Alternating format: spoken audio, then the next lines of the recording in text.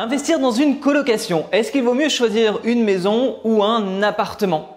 C'est vrai que c'est une question qu'on me pose assez souvent dans mon programme d'accompagnement justement autour de la colocation parce que les deux sont possibles. Tu peux très bien choisir une maison et tu vas du coup utiliser les chambres avec un grand espace commun, voire même peut-être un jardin. Et tu peux utiliser aussi forcément l'appartement qui est assez classique et ça tu connais. Là-dessus, est-ce qu'il y a vraiment une réponse? Bah ouais, il y a la réponse A, il y a la réponse B, C, Z. Il y a en fait plusieurs réponses. Il y a plusieurs choses à mettre dans le contexte pour savoir si vraiment ça peut fonctionner ou pas. Je vais te donner les avantages, aussi les inconvénients. Mais avant ça, si tu ne me connais pas, moi c'est Nico. J'investis dans la colocation à distance sans CDI. N'hésite pas à regarde, tu peux t'abonner à ma chaîne YouTube. Et j'ai aussi un guide gratuit des villes les plus rentables en France pour faire de la colocation. Tu as le lien qui est juste en dessous de la vidéo. Donc la question, est-ce qu'il vaut mieux investir dans un appartement plutôt qu'une maison? Ça dépend de toi. Déjà, on va voir un petit peu les avantages d'un appartement. En fait, quand tu prends un appartement, déjà tu as un prix au mètre carré qui est plus bas qu'une maison en règle générale. Donc ça, c'est plutôt un avantage forcément. Et puis l'autre avantage, ça va être la facilité. Un appartement, finalement, c'est quelque chose d'assez classique. Quand tu visites un bien, si tu prends un bien par exemple comme les biens qu'on a pu constater après les années 50 où tu vas avoir une pièce de vie avec le salon et la salle à manger, souvent la salle à manger va faire 9-10 mètres carrés. C'est classique en fait dans un appartement. Tu mets une cloison, tu crées une troisième ou une quatrième chambre et c'est parti. Il y a quelque chose d'assez simple. Tu vas payer moins cher au niveau du mètre carré et en plus les travaux, logiquement, après encore une fois, ça peut être du cas par cas, mais les travaux, ça peut aller vite, ça peut être fait simplement. Et un autre point avantageux avec l'appartement, c'est que normalement, tu n'auras pas vraiment de problème technique. C'est-à-dire que tu as la copropriété qui est là, c'est une copropriété qui existe.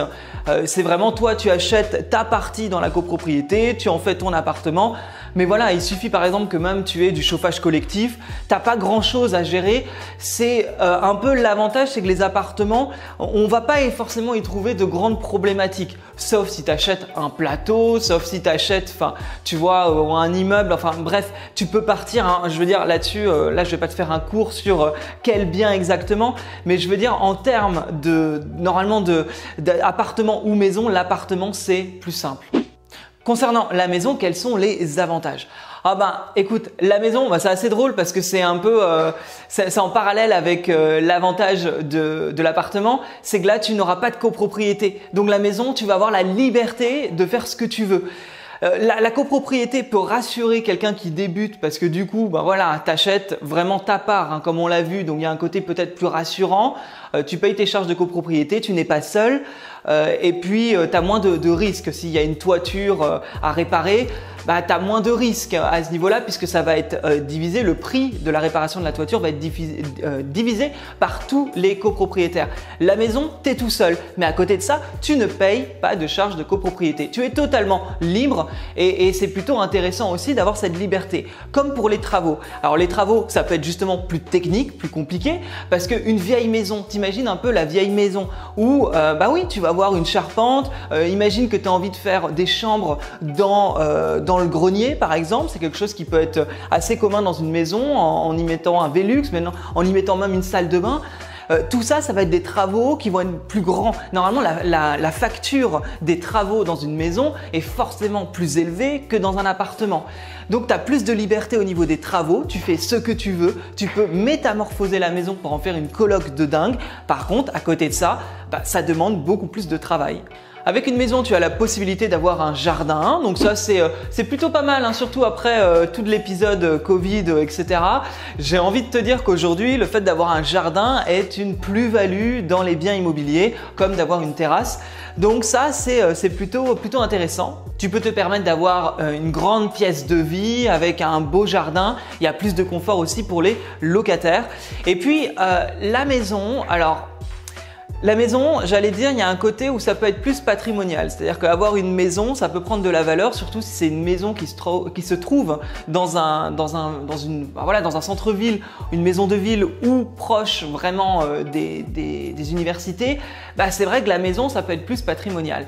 Mais encore une fois, ça dépend un petit peu du cas par cas et je ne peux pas dire, tu vois, je ne peux pas généraliser en te disant la maison, c'est plus du patrimonial. Parce que si tu achètes un appartement au centre-ville d'une ville étudiante qui est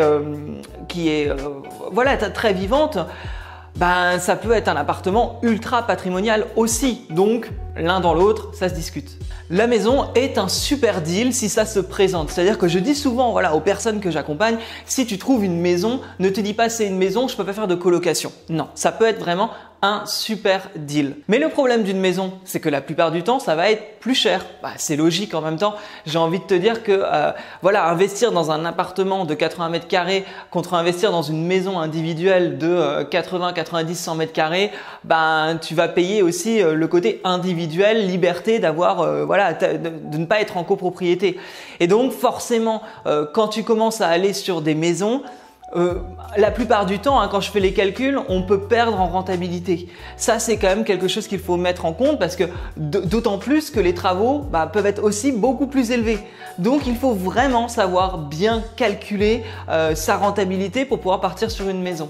Et puis la maison, il faut faire attention à sa localisation. C'est-à-dire que si tu choisis donc la cible étudiante, fais en sorte que la maison se trouve pas loin des universités. Si les universités se trouvent au centre-ville, peut-être que ça va être compliqué de partir sur une maison, bien évidemment, parce que tu n'as pas des maisons à tous les coins de rue en centre-ville. Par contre, tu as aussi beaucoup de villes étudiantes où tu te retrouves avec les universités qui ne sont pas dans le centre-ville et qui sont un peu en périphérie. Et en périphérie, on trouve aussi des maisons. Donc, c'est intéressant d'aller voir les maisons à ce niveau-là. Parce que ça peut être un super bon plan. Mais là, par exemple, tu achètes une maison en face d'un pôle universitaire, tu sais que tu auras principalement que des étudiants. Donc, il faut que tu fasses un truc ultra qualitatif si tu veux pas te retrouver entre juin et août avec de la vacance locative. Parce que du coup, tu vas brasser uniquement les étudiants. Alors que finalement, quand tu prends un appartement dans le centre-ville, tu vas pouvoir toucher les étudiants, mais aussi les jeunes actifs. Et tu vas pouvoir mixer les deux, ce qui devient plus intéressant en termes de vacances locatives, bien évidemment, puisque tout le monde ne va pas partir au mois de juin après avoir passé leur partiel ou autre. Il y a beaucoup de choses qui sont possibles parce qu'on n'est pas obligé de parler que des étudiants. Je parlais des jeunes actifs, mais ça peut être aussi près d'une entreprise qui va embaucher énormément de personnes ou une école d'ingénieurs qui souvent, alors pareil, je fais pas des généralités, je parle de choses que je peux connaître sur mon marché ou dans des villes où j'ai pu remarquer ça, où l'école d'ingénieurs, ça peut être un peu excentré ou une école infirmière un peu excentrée. Et là, tu vas aller toucher vraiment cette population-là, tu vois. Tu vas cibler vraiment cette tranche de la population. Une entreprise dynamique qui va embaucher énormément de jeunes, ça peut être pas mal de faire une coloc à côté dans une maison si l'entreprise n'est pas dans le centre-ville. Tu vois, il faut aller chercher. En fait, l'immobilier, à mon sens, des fois, faut aller trouver la rentabilité. Faut être curieux, faut être créatif et faut pas avoir peur finalement d'aller essayer des choses auxquelles on n'aurait pas forcément pensé. Souvent, je parle aussi des colocations à thème. Les colocations à thème, j'ai fait une vidéo sur le sujet qui doit apparaître là. C'est intéressant parce que ça va dépendre aussi de la cible. Ça va dépendre de où est faite cette colocation. Et en fait, tu vois que des opportunités, il y en a partout. À toi de les saisir, à toi de les voir et de prendre le risque d'aller sur ces opportunités. Bon, comme tu vois, il n'y a pas vraiment de réponse miracle, que ce soit appartement ou maison, ça va dépendre de tellement de points. N'oublie pas en tout cas, peut-être la chose principale, c'est que l'appartement, c'est peut-être plus facile à créer, moins de risques. La maison, tu es seul, donc tu as cette liberté-là. Par contre, tu as plus de risques. Tu vois, faut vraiment, si tu prends une maison, vérifie bien tous les points, que ce soit la charpente, la toiture, les canalisations, l'évacuation des eaux usées, etc. Il y a tous ces petits points que tu dois vérifier de façon à être sûr et à être serein quand tu passeras chez le notaire. Attention, tu vois, dans le nord, je sais qu'on peut avoir ce problème-là, c'est les problèmes de champignons, de mérules. On va dire que dans un immeuble aussi, Mais un immeuble qui est vivant où il y a du monde, potentiellement, le problème ne sera pas existant. Je dis potentiellement parce qu'il peut exister, il faut vérifier partout, hein, même si tu achètes un appartement, mais dans une maison, tu es tout seul. C'est-à-dire que si tu as un problème de champignons, de mérules qui est en train de bouffer ta toiture, tu as intérêt d'être au courant parce que sinon, ton projet IMO tombe totalement à l'eau vu le prix que ça va coûter pour remettre en état une charpente. Donc, en fait, tout bien immobilier demande de toute façon à être très attentionné sur ces points-là. Mais que ce soit la maison ou l'appartement, j'ai envie de te dire, les deux peuvent être une excellente opportunité. J'espère que ce sujet t'aura été utile dans tes recherches. Si tu veux aller plus loin avec moi, tu n'hésites pas, tu peux me contacter en privé, en discuter. Et voilà, j'ai un programme d'accompagnement, tu as le lien qui est en dessous de la vidéo. Si ça t'intéresse, n'hésite pas. Je te souhaite en tout cas d'oser investir, oser voir grand et oser la liberté. Et je te dis à très bientôt. Salut!